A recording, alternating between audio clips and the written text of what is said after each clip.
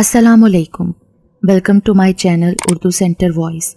तमाम video updates के लिए उर्दू सेंटर वॉइस को सब्सक्राइब करके बेल नोटिफिकेशन को ऑन कर दें। तो आइए सुनते हैं आज की वीडियो में एक दिल को दहला देने वाली पुरअसरार कहानी। रात के 12 बज चुके थे और अहमर अभी सोने की कोशिश में ही था कि अचानक उसको लगा कि छत पर कोई मौजूद है और चल रहा है। उसने पहले तो सोचा कि ये उसका वहम है, शायद दिन भर की थकान की वजह से वो ऐसा महसूस कर रहा है, लेकिन आवाज़ हकीकत में ही आ रही थी। बाकायदा तौर पर कोई छत पर चहलकदमी कर रहा था, मगर कौन? क्योंकि मकान में तो अहमर के अलावा कोई मौजूद ही नहीं था, और रात के इस पहर कौन होगा जो इसके घर की छत पर चल रहा होगा? कहीं कोई चोर तो नहीं? पहला ख्याल यही आया, लेकिन वो ख्याल बहुत जल्द हवा हो गया। फिर चलने फिरने के साथ एक और आवाज़ पर अहमर ने गौर किया। ये आवाज़ तो पायल की थी। क्या मैं वाकई में पायल की आवाज़ सुन रहा हूँ या मेरे कान बज रहे हैं? अहमर ने खुद से सवाल किया, लेकिन अब पायल की आवाज़ और भी वाज़ेह होती जा रही थी। इस सब का आगाज़ कुछ इस तरह से हुआ कि अहमर को फैसलाबाद के करीब आबाद एक शहर समंदरी में नौकरी के सिलसिले में जाना पड़ा।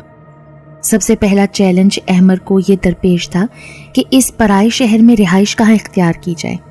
इसलिए अहमर ने एक प्रॉपर्टी डीलर से राब्ता किया और किराए के मकान की तलाश का आगाज़ किया। प्रॉपर्टी डीलर ने अहमर को मुख्तलिफ घर दिखाए, लेकिन कहीं किराया ज़्यादा होता तो कहीं अहमर को घर पसंद नहीं आता। अहमर था भी कवारा, तो उसको कोई इतना बड़ा घर तो चाहिए नहीं था। उसको तो एक कमरा भी चल जाता, लेकिन इस तरह का कोई ऑप्शन मौजूद नहीं था। बिलाखिर प्रॉपर्टी डीलर ने अहमर को एक घर दिखाया जो साइज में मुनासिब था, और सबसे अच्छी बात कि उसका किराया तकरीबन ना होने के बराबर था। अहमर ने जब किराया सुना तो फौरन राजी हो गया। घर का नक्शा कुछ इस तरह था कि सिंगल स्टोरी घर था, जिसमें 2 कमरे थे, एक बरामदा, एक सहन, सहन के दाएं जानिब किचन और बाएं जानिब बाथरूम। सहन में से ही सीढ़ियां ऊपर छत पर जा रही थी, और सहन के आखिर में मरकजी दरवाज़ा था जो घर के बाहर गली में खुलता था। कमरे तो 2 थे, लेकिन एक कमरे को ताला लगा हुआ था, और अहमर को बताया गया था कि इसमें मालिक मकान का कुछ ज़रूरी सामान पड़ा है, इसलिए ये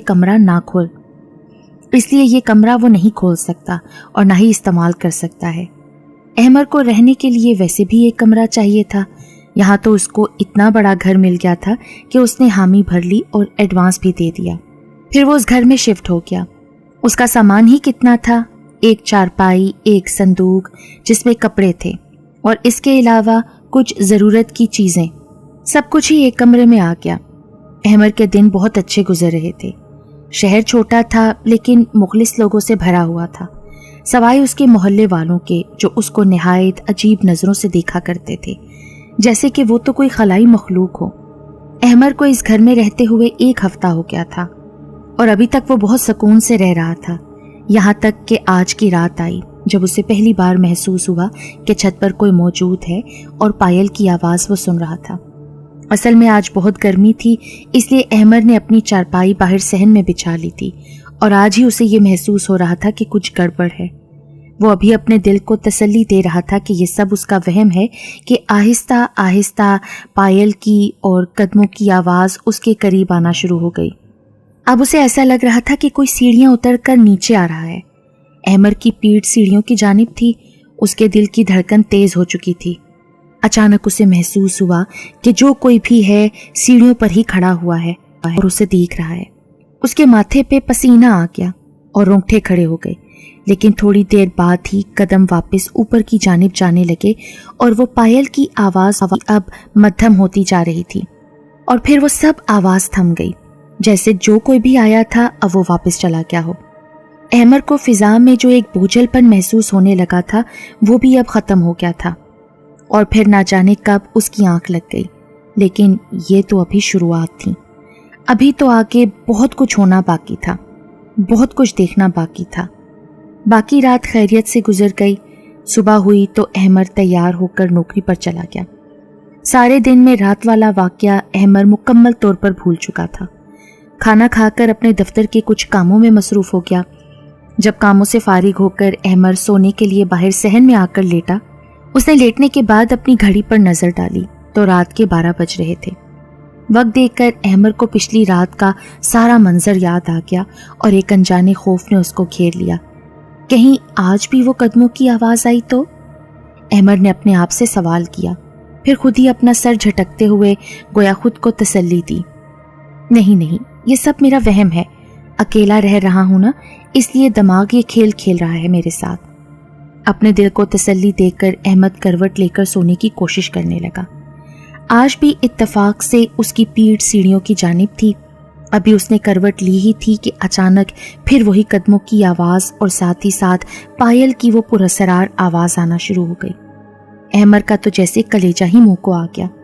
वो हर गुजरते लम्हे के साथ यही दुआ कर रहा था कि अल्लाह करे ये सब उसका वहम हो, मगर वो पायल और कदमों की आवाज पिछली रात की तरह करीब आती जा रही थी। और फिर ऐसा महसूस हुआ कि कोई सीढ़ियां उतर रहा है। अहमर की तो हालत गैर हो रही थी खौफ के मारे। आहिस्ता आहिस्ता वो जो कोई भी था अब नीचे की जानिब आने लगा था। अहमर के वजूद में तो कयामत बर्पा हो गई थी, क्योंकि वो जो कोई भी था अब उसकी चारपाई की जानिब बढ़ रहा था। हर गुजरते लम्हे के साथ पायल की छन छन की आवाज अहमर के करीब से करीब तर होती जा रही थी। अहमर के आसपास की फिजा बहुत भारी हो चुकी थी। उसका दम घुटने लगा था और फिर वो आवाज उसकी चारपाई तक आकर रुक गई।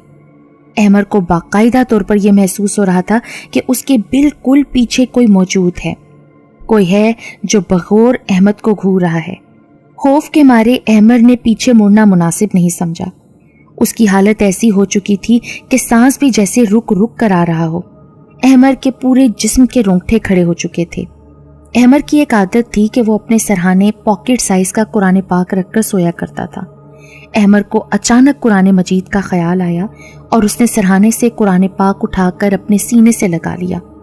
कुरान मजीद सीने से लगाने की देर थी कि वो खौफ की शिद्दत जो उस पर गालिब थी उसमें कुछ कमी आ गई और उसके दिमाग ने काम करना शुरू कर दिया।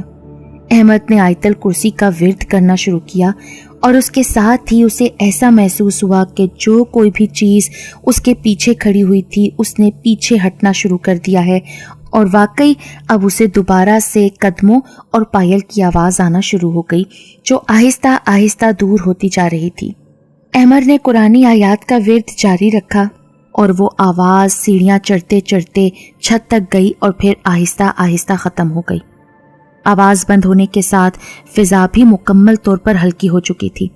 लगता था कि अब अहमर के चारों तरफ ज़िंदगी वापस लौट आई है। अहमर ने कुरान पाक सरहाने रखा, हिम्मत करके अपनी चारपाई से उतरा, डरते डरते सीढ़ियाँ चढ़कर छत पर गया। वो देखने गया था कि कहीं कोई मोहल्ले वाला तो नहीं जो छत पर किसी